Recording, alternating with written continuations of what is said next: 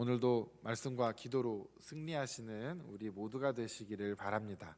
우리 이렇게 명절을 지내고 있는 가운데 이렇게 함께 모여서 또 예배를 드리는 게 쉽지가 않은데 다들 이렇게 모여 주셔서 너무나 귀한 시간을 우리가 함께 보내고 있는 것 같습니다. 다들 어떻게 맛있는 거 많이 드셨나요? 네, 떡국도 드셨나요? 그럼 다들 한 살을 더 드신 건가요? 축하드립니다. 네, 또 그만큼 더 내가 지혜로워졌구나. 또 주님을 만날 날이 더 가까워졌구나. 1년 더 가까워진 것으로 우리가 기뻐할 수 있으면 좋겠습니다. 또 가족들이 서로 이렇게 평안하게 또 잘 계신지 확인도 하시고 그런 시간들을 보내신 줄로 믿습니다. 혹시 그 가족 중에 아직 취업을 해야 되는 청년들이나 결혼을 해야 되는 청년들이나 이런 젊은 청년들에게 각종 말을 걸지 않으셨기를 바랍니다. 그래서 부담을 주지 마시고 어유 잘 왔다, 많이 먹어라, 잘 쉬다 가라 이렇게만 해주시면 아주 좋습니다. 마찬가지로 우리 교회 청년들에게도 뜨거운 사랑을 베풀되 지나친 관심은 줄여주시는 게 좋습니다. 왔냐, 맛있게 밥 잘 먹고 예배 잘 드리고 이러면 좋겠다. 이렇게 기도로 많이 후원해 주시면 좋겠습니다. 자, 오늘 우리가 읽은 말씀은 이제 땅 분배의 이야기에서 계속되는 내용인데요.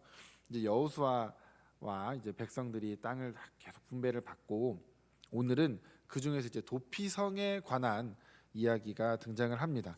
도피성은 사실 그 전에도 여러 번 이렇게 언급은 있었습니다. 어떤 언급이었냐면 그 레위 지파에게 그 도피성이 분배가 되어 있다라는 그런 내용이 이제 그 앞에서 몇 번 등장을 하였고, 지금 우리가 읽은 이제 20장 외에 이제 그 다음에 또 21장에도 보시면 또 레위 사람들의 그 성읍들, 어떤 성읍들을 받게 되는지 내용이 쭉 나오면서 거기에 또 도피성에 대한 이야기가 나오게 됩니다.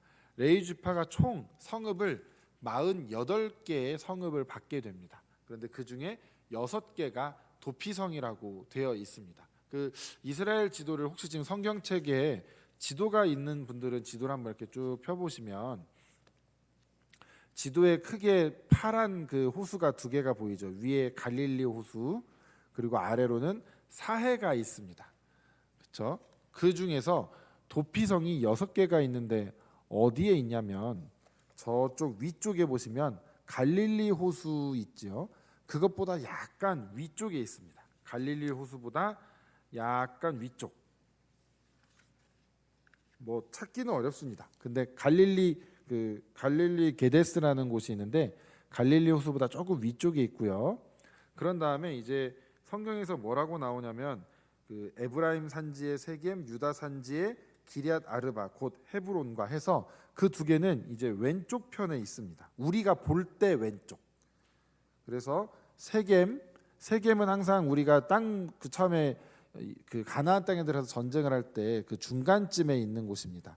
그러니까 사해와 갈릴리 위에 호수의 중간쯤에서 약간 왼쪽으로 가면 사마리아 땅 근처에 세겜이라는 곳이 있습니다. 거기가 에발산과 그리심산이 있는 그 세겜이 도피성이 되고요.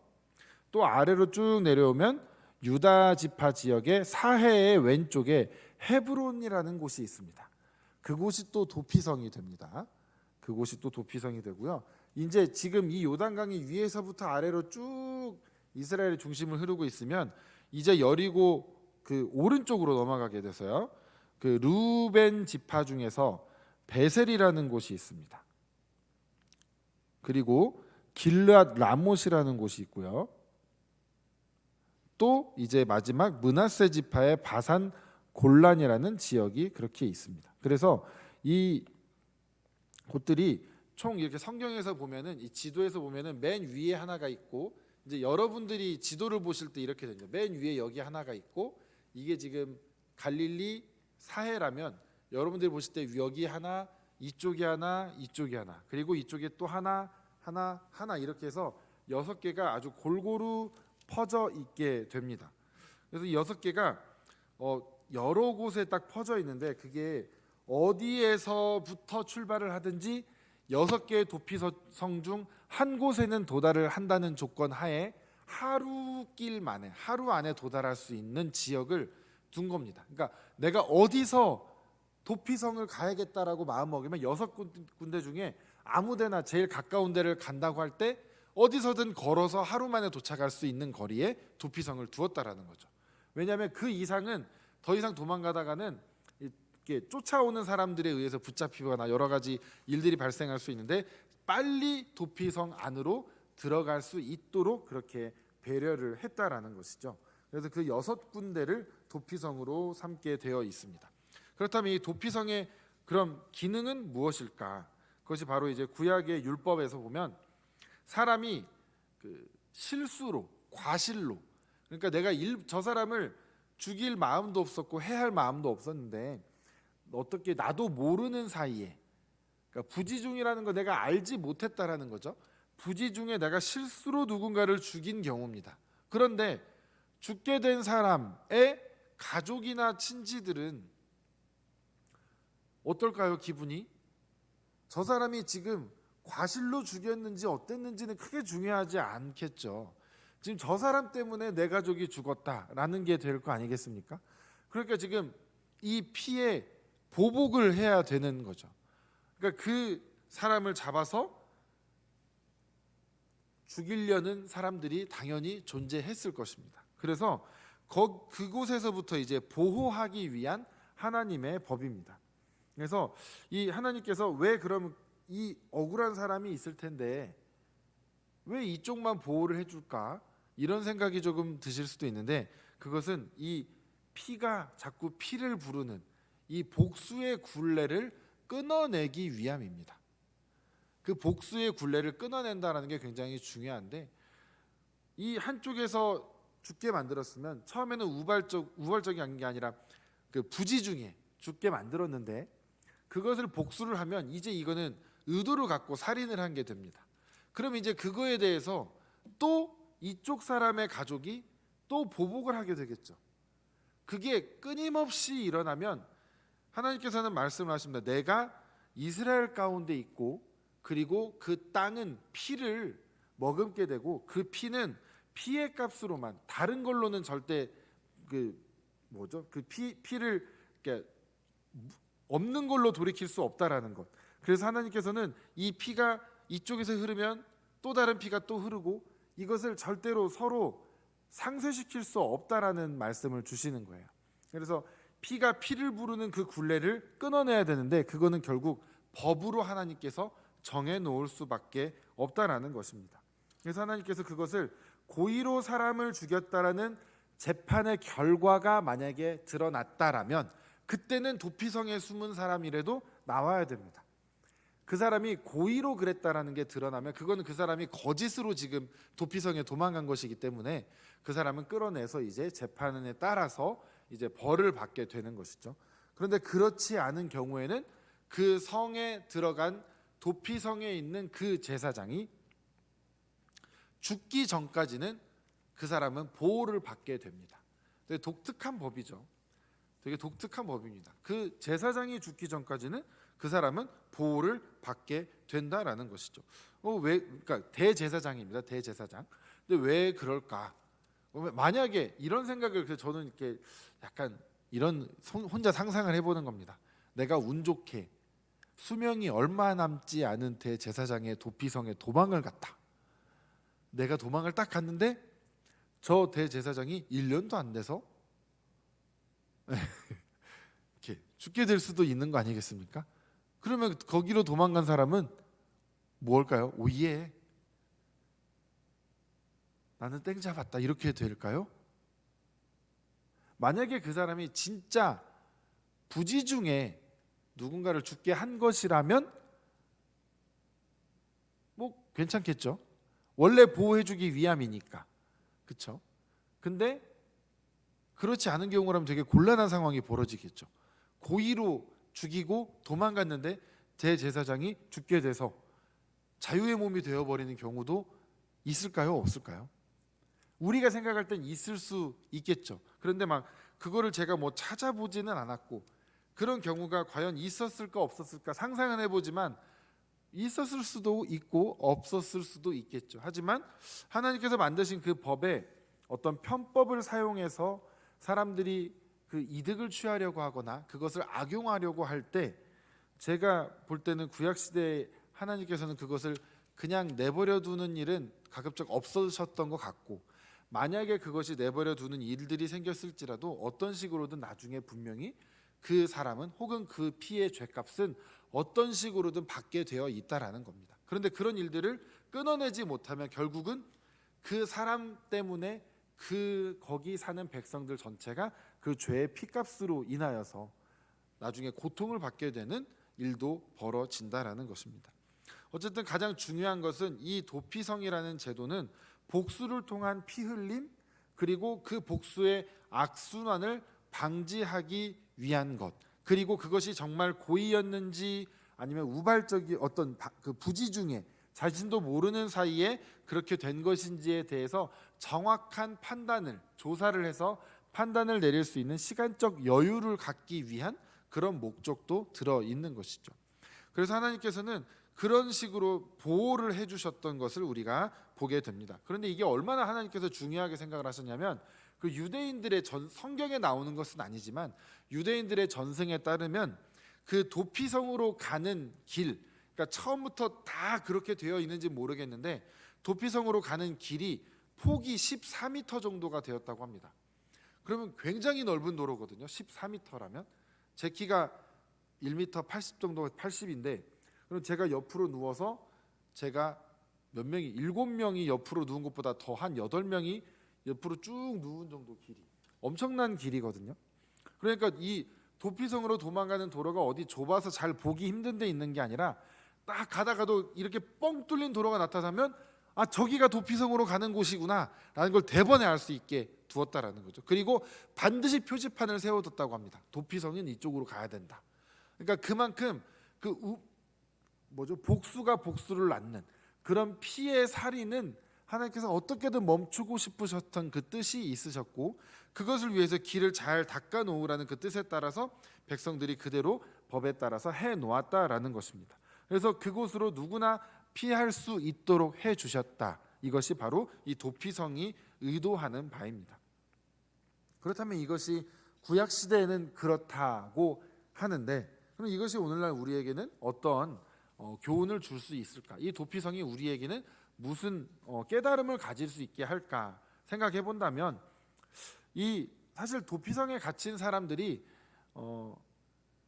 어딘가로 피할 곳이 있었다라는 것, 그러니까 우발적으로 살인을 저지른 자들이 어딘가 피할 수 있었다라는 것은 이들에게 정말 중요한 것이었습니다. 왜냐하면 거기서 잡히면 재판을 받기도 전에 죽는 일이 허다했을 것이고, 그리고 재판을 받는다고 해도 때로는 공정한 재판이 이루어지지 않을 때도 있습니다.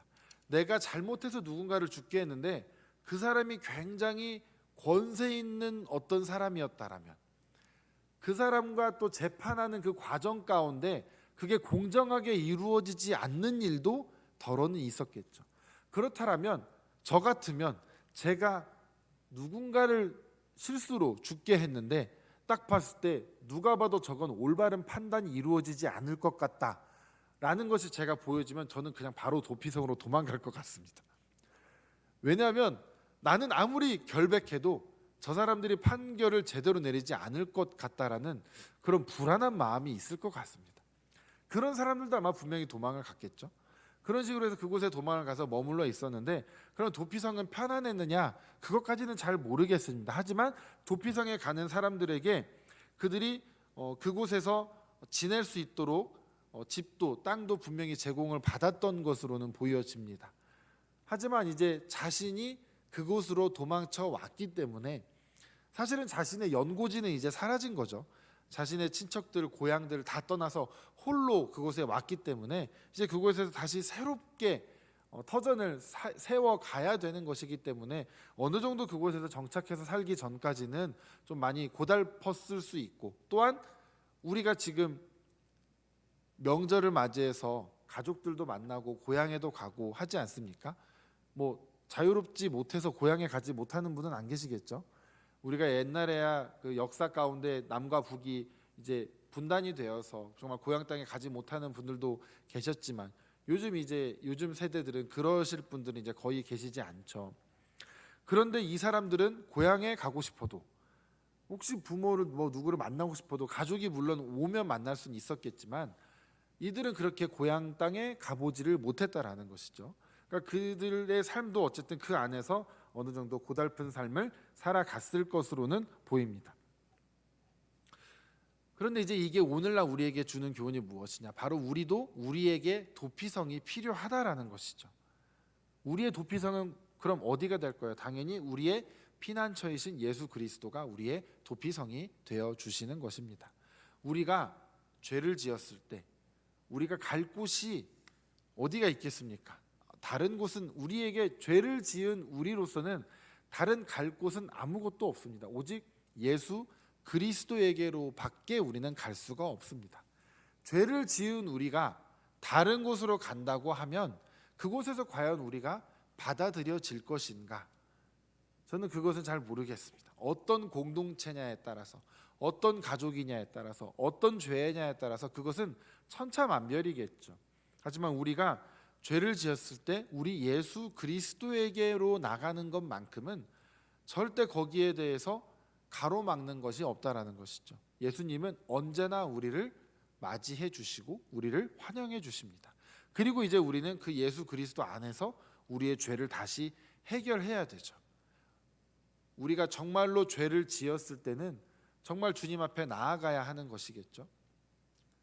그리고 주님 앞에 나아가서 우리의 죄를 다시 사함받고 다시 그 죄를 짓지 않는 방향으로 살아가야 하는 것이 우리에게 주어진 과제입니다. 그리고 우리도 부지간에 짓는 죄도 분명히 있습니다. 내가 알지 못하는 가운데 짓는 죄들도 있죠. 하지만 그 죄가 누군가에게는 피해를 주고 누군가에게는 아픔을 준다라는 것은 명백한 사실이죠. 그러니까 우리가 거기에 있어서 나 모르는 사이에 일어난 일인데 떳떳해야 할 이유도 사실은 없습니다. 우리도 어쩌면 물론 하지만 억울할 수도 있겠지만 하지만 그것이 누군가에게 정말 큰 피해를 줬다라면 우리는 정말 죄인된 마음으로 사실은 있어야 하겠죠. 그것이 그 사람으로부터 용서받아들여질 때까지 우리는 기다려야 할 필요도 있습니다. 나 모르는 사이에 했는데 나 예수님께서 다 회개 난 했고 예수님께 용서해 주셨는데 너는 왜 나를 용서를 못하느냐? 너는 왜 나를 이해를 못하느냐? 내가 일부러 한 것도 아니고 고의로 한 것도 아니고 내가 너 잘못되라고 일부러 그러는 것도 아닌데 라고 우리는 우리 스스로를 너무 떳떳하게 생각해서는 또 안 되겠죠. 우리가 누군가에게 피해를 주었다라는 것, 그것은 내가 알고 했든 모르고 했든 그 사람에게는 그것이 언제 그것이 치유되는 상처일지 우리는 절대 알 수 없다라는 겁니다.